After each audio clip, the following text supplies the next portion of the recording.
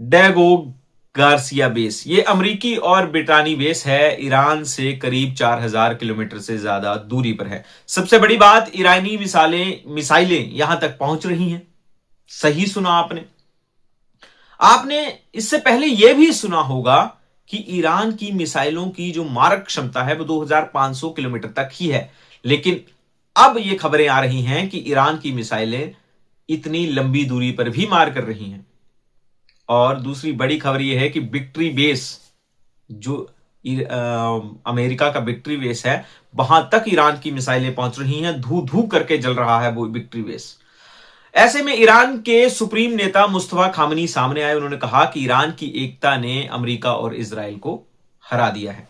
दूसरी तरफ Donald Trump साफ तौर पर आपको दिख रहे होंगे असमंजस में, कंफ्यूजन में जब भी सामने आ रहे हैं। एक तरफ वो कह रहे हैं कि हम युद्ध खत्म करने की तैयारी में हैं, युद्ध जल्द खत्म हो जाएगा, मगर दूसरी तरफ कह रहे हैं कि हम युद्ध विराम नहीं करेंगे। यानी दाएं हाथ का बाएं हाथ को पता नहीं चल रहा है कि वो कहना क्या, करना चाह रहे हैं, क्या कहना चाह रहे हैं, अब तक समझ नहीं आ रहा है। दोस्तों, आपके सामने यह खबर जरूर आई होगी। आपने जो ये आग आपको दिख रही है, ये जरूर आपने देखी होगी। दरअसल अमेरिका के विक्टोरिया बेस, जो कि बगदाद में है, वहां पर यह आग लगी हुई है।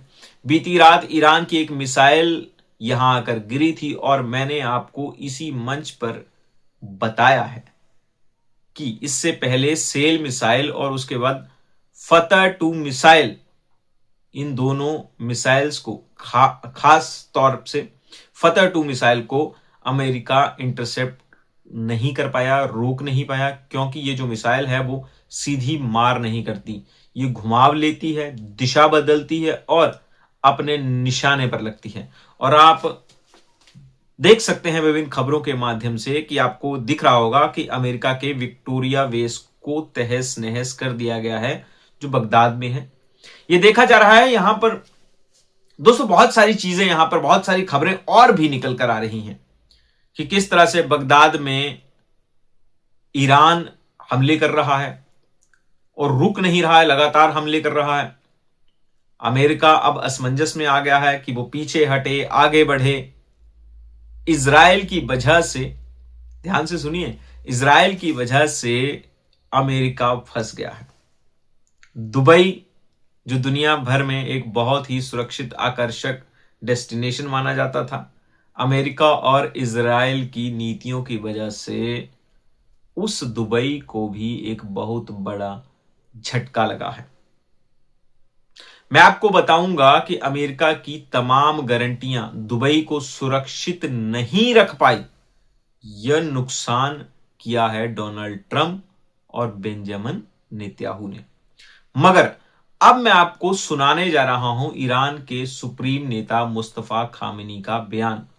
उन्होंने कहा कि ईरान की एकता ने अमेरिका को हरा दिया। सुना जाए यार, दुश्मन शतागी वस्तुदा दोस्तों, ये जो कैंप विक्ट्री पर हमला किया गया है ना, ये अपने आप में बहुत बड़ी खबर है। इसके मायने भी आप समझिए। अब ये स्पष्ट होता जा रहा है कि डोनाल्ड ट्रंप जो दावे कर रहे हैं,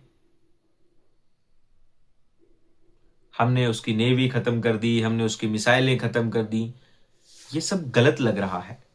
ईरान को लेकर ट्रंप जितने भी दावे कर रहे हैं, अब वो धीरे धीरे उल्टे नजर आ रहे हैं। सीएनएन ने बकायदा पड़ताल की है ईरान की मिसाइल शहर की। याद कीजिए, इसी मंच पर सबसे पहले मैंने आपको बताया था कि ईरान का एक मिसाइल शहर है, और अब वही बात सीएनएन कह रहा है कि सीएनएन ने बहुत डिटेल में पड़ताल की है कि जी हां, कि विक्ट्री बेस पर हमला हुआ है। अल जजीरा क्या कह रहा है, सुना जाए। ड्रोन अटैक हो रहे हैं, बहुत सारी चीजें वहां पे दिख रही हैं, अल जजीरा से वीडियो सामने आ रहे हैं, बहुत कुछ हो रहा है। ऐसे में क्या ट्रंप ने सच में ये जो लड़ाई शुरू करी है, ये बैकफायर कर गई है? क्या ईरान अब वो सब करने जा रहा है जो ट्रंप ने नहीं सोचा था? क्या इस लड़ाई की वजह से अन्य देशों पर असर पड़ रहा है? ट्रंप सहायता मांग रहा है नाटो से, लेकिन नाटो आगे नहीं आ रहा है। नाटो देश अब पीछे हट रहे हैं। नाटो देश लगातार ये कह रहे थे कि इस बात को शांति से सुलटा लिया जाए, लेकिन ट्रंप ने इस बात को इतना बढ़ा दिया, इजराइल और ईरान की इस लड़ाई को, कि अब अमेरिका इतना ज्यादा फंस गया है, जिसकी वजह से अमेरिका के सपोर्ट में रहने वाले देश भी फंस गए हैं। एनर्जी की जितनी भी सप्लाई होती थी, अब वो फंस गई है सारी की सारी। आप भारत में देखिए, इसमें एलपीजी के लिए हाहाकार है, तेल के लिए हाहाकार है, लगातार आप लाइनें देख रहे हो। सरकार स्वीकार नहीं कर रही है, वो अलग बात है, लेकिन एलपीजी की लाइनें दिख रही हैं। आप भी बुकिंग करवा रहे होंगे तो बुकिंग के समय ही जैसे आपको सिलेंडर कहीं मिल भी रहा है तो कह रहे हैं अब लगभग 1.5 महीना 2 महीने सिलेंडर के बारे में मत सोचिएगा। ट्रंप लगातार कह रहे हैं हम जीत रहे हैं। ईरान ये दावा नहीं कर रहा है कि हम जीत रहे हैं, लेकिन ईरान ये भी नहीं मान रहा है कि वो हार रहा है।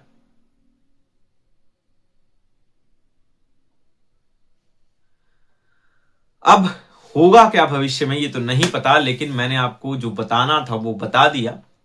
और अगर भारत में भी एनर्जी संकट आता है, भारत में भी वो संकट आता है जो संकट दिख रहा है कि मुहाने पे आके खड़ा है, अगर वो संकट आ गया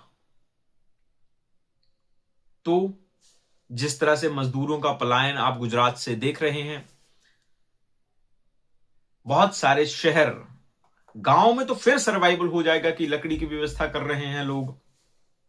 मैं जैसे हिमाचल का रहने वाला हूं तो हिमाचल में अब खाना चूल्हे पर पक रहा है रेगुलर, जहां बीच बीच में खाना कहीं चूल्हे की बजाय गैस पे पका लिया जाता था, लेकिन अब रेगुलर लोग गैस बचा रहे हैं और चूल्हे पर खाना पका रहे हैं, अपना दूध चूल्हे पर गर्म कर रहे हैं, अपनी सारी जो रसोई के कार्यक्रम है उन्हें चूल्हे पे करने की कोशिश कर रहे हैं। रेस्टोरेंट परेशान है कि उन्हें एलपीजी नहीं मिल रही है, रेस्टोरेंट कई उस तरह से काम नहीं कर पा रहे हैं, विवाह शादियों में सिलेंडर ना मिलने की वजह से समस्याएं आ रही हैं। तो ये लड़ाई सारी कहां इंपैक्ट कर, और ये ईरान की एक तरह से जीत है। ईरान दबाव में ला रहा है उन देशों को जो अमेरिका के सपोर्ट में कहीं ना कहीं दिख रहे थे। अब देखना यह है कि क्या ईरान इस लड़ाई को जारी रख के कई देशों की जीडीपी औंधे मुंह गिरा देगा,